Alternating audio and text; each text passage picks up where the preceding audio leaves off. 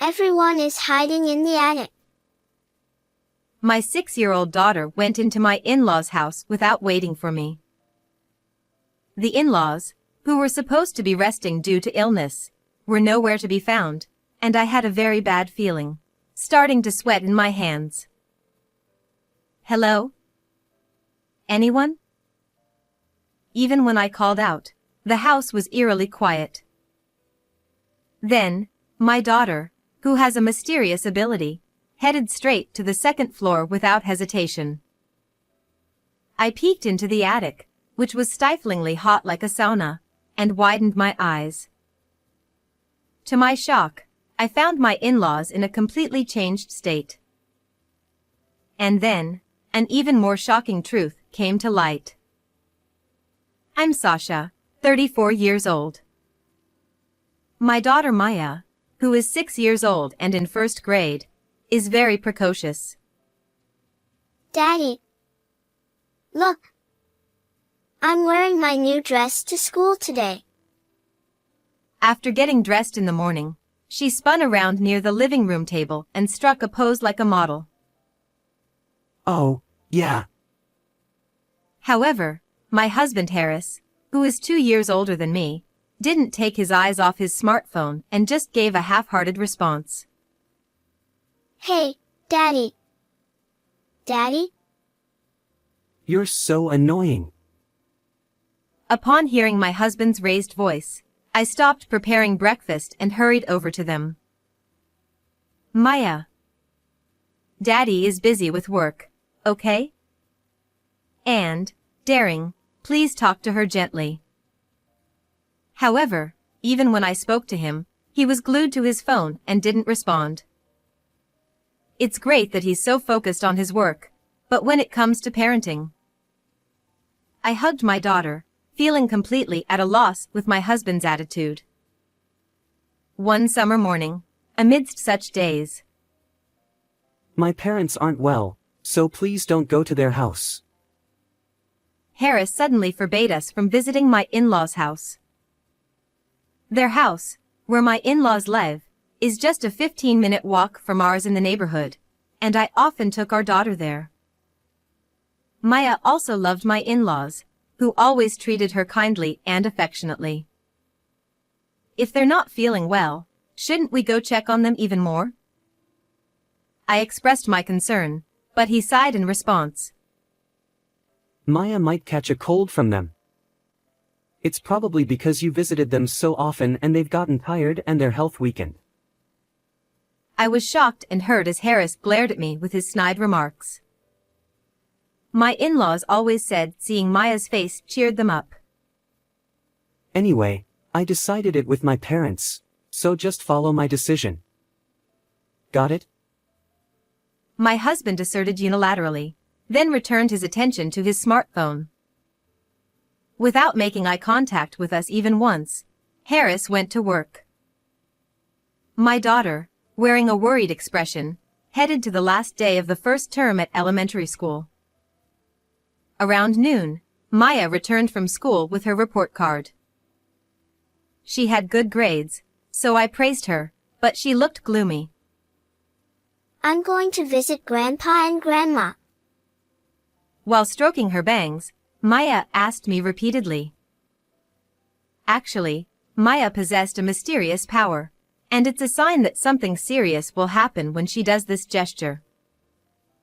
For instance, when we went hiking with my in-laws in spring, Maya insisted on taking a different mountain trail which was more challenging than usual, and we reluctantly followed that path. It turned out we encountered a lost hiker by chance. Upon seeing us, the hiker burst into tears of relief and joy, expressing their gratitude. On another occasion, when we visited my friend's apartment, Maya shouted that she wanted to go to the rooftop. Following her instinct, we found someone attempting to take their own life and we managed to persuade them not to do it. On both occasions, she was touching her bangs.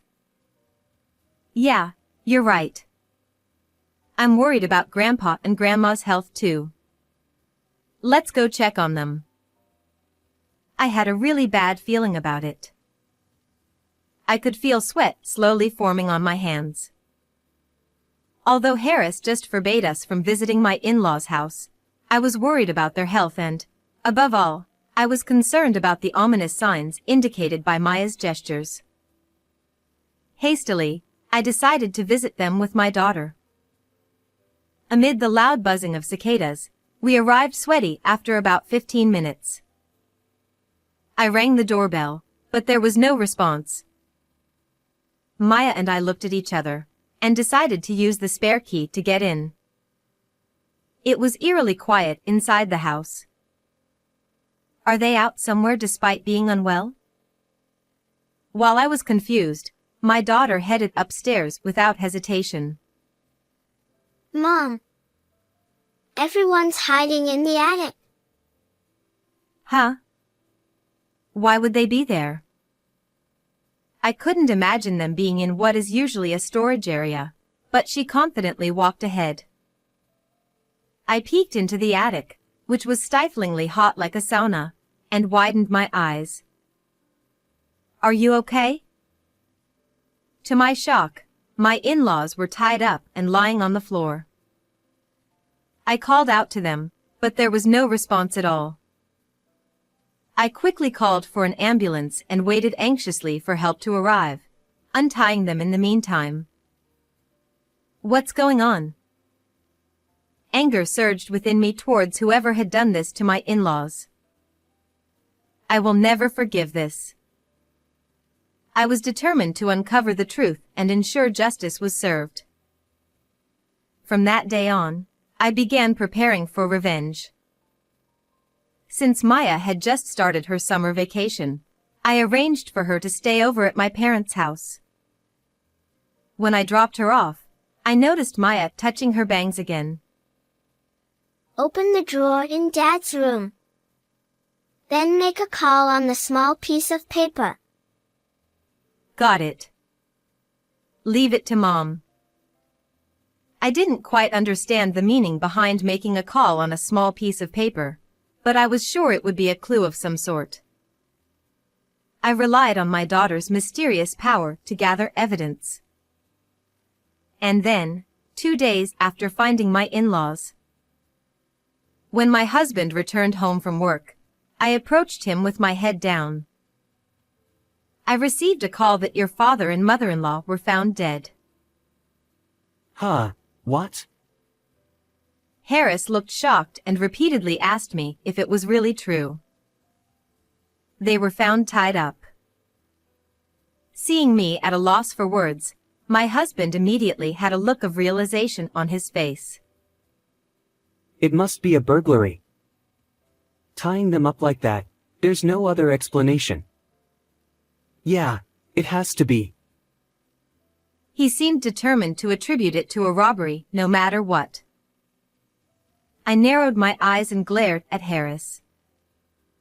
You think so? Well, I think you did it for the inheritance and insurance money. Huh. Ridiculous. There's no way I would do something like that.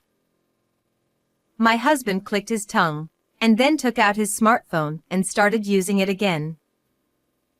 Despite just hearing about his parents' death, he seemed busy, staring at his screen and tapping away with his fingers. Hey.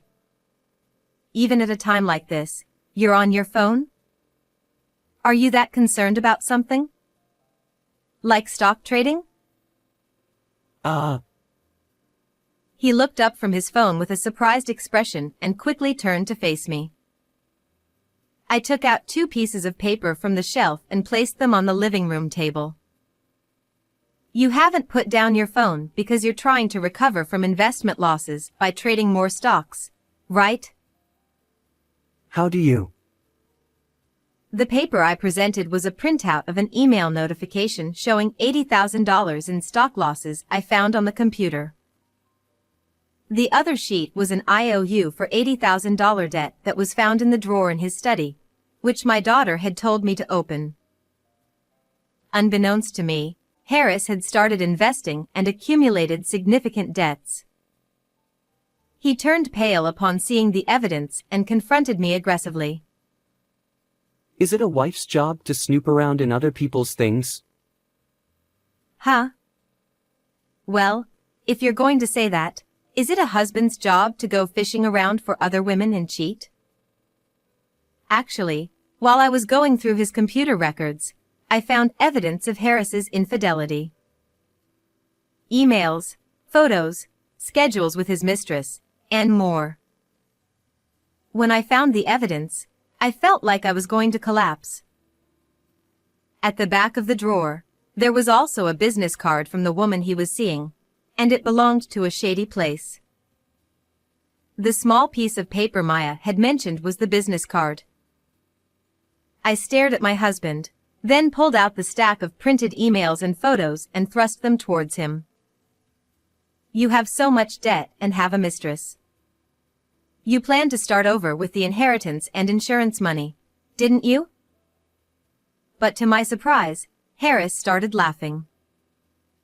Wow, you managed to dig up all this in such a short time. Quite impressive for someone with too much free time. Were you also after my parents' money? He seemed to misunderstand, thinking I was happy about my in-laws' death and looking for inheritance-related documents. He sat down heavily on the sofa, crossing his legs, and smirked. Well, you know, a 20-year-old young and beautiful woman got obsessed with me. And I'm starting to get tired of an old hag with a kid. He had a lewd look on his face and started talking nonchalantly. He looked so pleased, even puffing up his nostrils, that I couldn't help but feel utterly disgusted. I failed in investments, but I can wipe that out with the inheritance. It was a good lesson for me. It's a fresh start. He couldn't even cover his own losses, yet he was confident and showed no sign of remorse or reflection. No way that's acceptable. I shouted angrily, but Harris just grinned smugly, looking triumphant. There's no proof I did anything to my parents. It's only natural that the inheritance comes to me. Is there something wrong with that? My husband started getting cocky and joking around. It's all completely wrong. A thundering voice echoed through the house. Harris turned around in shock, and there was my father-in-law standing there. Dad! Seeing his parents, whom he thought were dead, Harris shrilled and panicked. The day after you left your parents in the attic, I found them and saved them. Your father has been hiding in the living room, listening to everything. Knowing his parents were alive, Harris turned pale. With his parents as undeniable witnesses, he had no way to escape the consequences of his actions. After they were taken to the hospital by ambulance, they were saved thanks to medical treatment. Then my in-laws told me the truth. In the evening the day before I found them, my husband visited his parents' house and called each of them to the attic individually, saying he needed to talk to them. First, he tied up his mother and hid her when she was alone, and then he did the same to his father when he returned home and left him on the floor. It seems Harris intended to finish them off with a knife or something, but at that moment, he received an urgent phone call. He made a displeased expression, and said, It's summer anyway, they'll probably just die from heatstroke. Then he tightly gagged them to prevent them from calling for help, and headed to work. My in-laws tearfully recounted this to me. Surely, if they had been found just a few hours later, they might not have survived. Before talking to the police, I really wanted to hear your true feelings directly. I never imagined you were such a dirty coward. Exactly. You have no idea how much they were suffering when I found them. Harris started trembling as both his father and I blamed him. He must have been afraid of getting caught by the police. While we were trapped, your mother looked lifeless, but I couldn't move. I felt so useless. And yet, you were too busy cheating. My husband curled up under his father's yelling, which was so loud that it felt like an earthquake might be happening. But I won't ever meet such a wonderful woman again. I just wanted to see her one last time before getting caught. At this point, Harris started crying, still thinking about his affair partner. Right. It's too soon to feel so down. Why don't you call her? When I suggested this, my husband picked up his phone as if it were his last hope. However, when he tried calling his affair partner, a message played. The number you have dialed is no longer in service. It became clear that her number had been deactivated. Harris didn't give up and called the shop, but the manager told him that she quit and abruptly hung up on him. My husband looked dumbfounded, clearly not understanding what had happened. Actually, yesterday I contacted the woman to confront her about the affair. She was furious when she found out you were married. When I explained in detail how Harris's affair partner had cursed him as a damn bastard and sounded furious over the phone, he widened his eyes and froze in shock. When I told her that you also had debts, she said she had no use for a broke man and quickly ended things. As I looked at my husband with a disdainful expression, his lips quivered and tears welled up in his eyes. It turns out that his affair partner had believed he was single. Moreover, Harris had acted as a wealthy investor, so she had high hopes for him. When she found out it was all lies, she had lost all interest in him. You got all excited just because a girl was nice to you at the shop. You fool. You weren't loved by a young woman.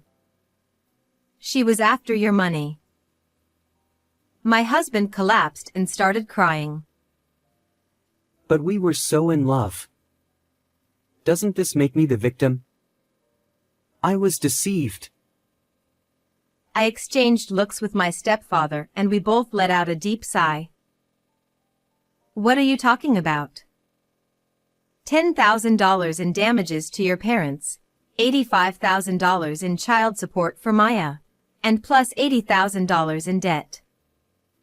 That's a total of $175,000. Please pay. No way. I'm already struggling with huge debts from investments. It's impossible. You brought those debts on yourself. You can't just erase the fact that we almost got killed. My father-in-law yelled as if it echoed through the neighborhood again, and I glared at him fiercely.